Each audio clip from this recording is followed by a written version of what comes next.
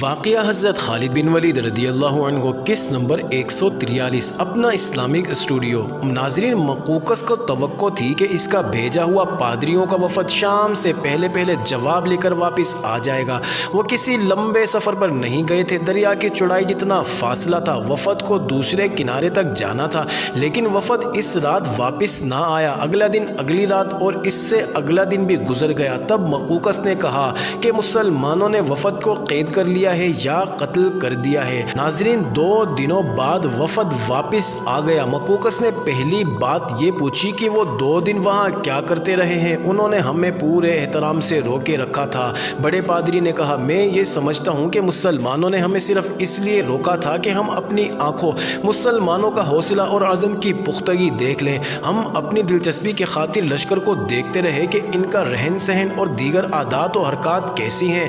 ہم سب نے مسلمانوں کو اتنے قریب سے پہلی بار دیکھا ہے۔ مقوقس نے مزید بات سننے سے پہلے کہا کہ اسے بتایا جائے کہ سپہ سالار نے کیا جواب دیا ہے۔ بڑے پادری نے سپہ سالار عمرو بن عاص کا تحریری پیغام مقوقس کے ہاتھ میں دے دیا۔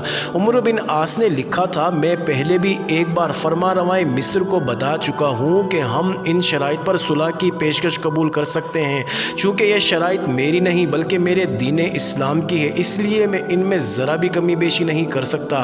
ایک بار پھر بتا دیتا ہوں کہ صرف 3 صورتیں ہیں، کوئی سی بھی قبول کر لو، صلح سمجھوتا ہو سکتا ہے۔ اسلام قبول کر لو، پھر تم ہمارے بھائی ہوگے، تمہارے اور ہمارے حقوق یکساں ہو جائیں گے۔ اگر یہ قبول نہیں تو دوسری صورت یہ ہے کہ ہماری اطاعت قبول کرو اور ہمارا مقرر کیا ہوا جزیہ ادا کرو۔ تیسری صورت یہ ہے کہ ہم جنگ بندی نہیں کریں گے بلکہ لڑیں گے اور ہمارے تمہارے درمیان فیصلہ اللہ کرے گا۔ سب سے اچھا فیصلہ کرنے والا اللہ تعالیٰ ہی ہے، جس کا پیغام ہم تمہارے لیے لائے۔ ناظرین، مقوقس نے عمرو بن عاص کا یہ جواب سب کی موجودگی میں پڑھ کر سنایا۔ اس کے چہرے پر مایوسی اور حیرت کا ملا جلا تاثر آ گیا۔ کیا تم سب سمجھے نہیں؟ مقوقس نے کہا، یہ اس شخص کا جواب ہے جو صلح پر بات چیت کرنا ہی نہیں چاہتا۔ ذرا دیکھو اس شخص نے کس لہجے میں خط لکھا ہے۔ یہ ایک ایسے فاتح کا خط ہے جو ہم پر اپنا حکم چلا رہا ہے۔ عربوں کی اس قوم کا غرور دیکھو، دولت اور زر و جواہرات کی پیشکش کو تو یہ لوگ کچھ سمجھتے ہی نہیں۔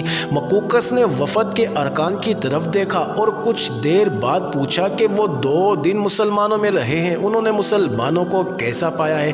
کیا وہ ایسی ہی رونق سے بات کرتے ہیں؟ نہیں، فرما روائے مصر وفد کے سربراہ بڑے پادری نے کہا، میں نے مسلمانوں کو ایک اجتماع کی صورت میں پہلی بار دیکھا ہے۔ میں کہتا ہوں کہ میں نے ایک ایسی قوم کو دیکھا ہے جو زندگی سے زیادہ موت کو اور غرور سے زیادہ عجز و انکساری کو عزیز رکھتی ہے۔ ان کی حرکات، عادات اور گفتار میں رونق کا نام و نشان نہیں ملتا۔ ان میں شاید کوئی ایک بھی ایسا نہ ہو جسے اس دنیا سے اور زمین سے دلچسپی ہو۔ وہ اکٹھے بیٹھ کر کھانا کھاتے ہیں اور بیٹھتے ہی زمین پر ہیں۔ ان میں حاکم، ماتحت، سالار اور سپاہی میں کوئی تمیز نہیں ہوتی، ایک جیسا کھاتے ہیں اور پھر مل کر اللہ کا شکر ادا کرتے ہیں۔ میں نے پہلی بار مسلمانوں کو اجتماعی طور پر عبادت کرتے دیکھا ہے، اسے وہ نماز کہتے ہیں۔ سپہ سالار امامت کرتا ہے اور باقی سب اس کے پیچھے صفیں باندھ کر کھڑے ہو جاتے ہیں۔ اس سے پہلے سب وضو کرتے ہیں اور اپنے آپ کو پاک کر کے نماز کے لیے کھڑے ہوتے ہیں۔ پھر جس طرح امام کرتا ہے باقی سب اسی طرح کرتے ہیں۔ رکوع میں اکٹھے جاتے ہیں، سجدے میں اکٹھے جاتے ہیں اور اکٹھے اٹھتے ہیں۔ میں ان کے اس نظم و نسق سے بہت متاثر ہوں۔ سالار سپاہیوں کے ساتھ مل کر کھڑے ہوتے ہیں، یہ ضروری نہیں سمجھا جاتا کہ سالار سب سے آگے والی صف میں کھڑے ہوں۔ یہ وہ الفاظ ہیں جو آج تک تاریخ کے دامن میں محفوظ ہیں۔ مقوقس تو پہلے ہی مسلمانوں سے کسی حد تک متاثر تھا۔ اس نے جب بڑے پادری کی زبان سے مسلمانوں کی یہ اوصاف سنی تو وہ گہری سوچ میں کھو گیا۔ کچھ دیر بعد اس نے سر اٹھایا اور سب کی طرف باری باری دیکھا۔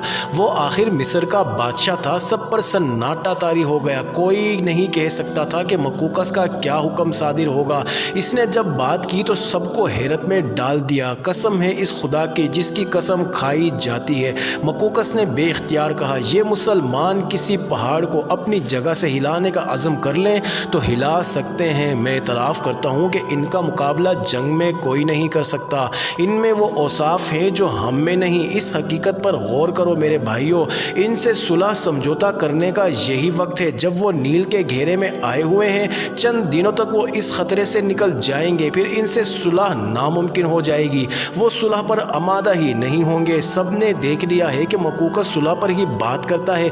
वो आखिर फरमारवाए मिस्र था, अगर वो कोई इरादा जाहिर कर रहा था तो हाजिरीन में कोई जुर्रत नहीं कर सकता था कि इसके खिलाफ बोले। मकूकस ने इनसे पूछा कि अब क्या करना चाहिए। अब तो इसने बात ही साफ कर दी कि वो सुलह की एक आखिरी कोशिश करना चाहता है, अभी गुंजाइश है। हाजिरीन में से किसी ने कहा, आपने मुसलमानों के सिपा सलार को लिखा था कि अपने कुछ आदमी बातचीत के लिए भेजें, लेकिन उन्होंने इसका कोई जवाब नहीं दिया। क्या ये बेहतर नहीं होगा कि सिपा सलार को एक और पैगाम भेजा जाए कि वो अपने नुमाइंदे बातचीत के लिए भेजे। सबने इस मशवरे की तायद की और मकूकस ने इसी वक्त सिपा सलार उमर बिन आस के नाम पैगाम लिखवाया कि आपने अपने नुमाइंदों का वफद नहीं भेजा, ना कोई जवाब दिया है। आखिरी फैसले पर पहुंचने के लिए आप अपना वफद फ़ौरन भेजें, मैं बेताबी से मुंतज़िर रहूँगा। मोअज़्ज़िज़ नाज़रीन, जारी है अगली वीडियो किस्त नंबर 144 में देखना मत भूलिएगा।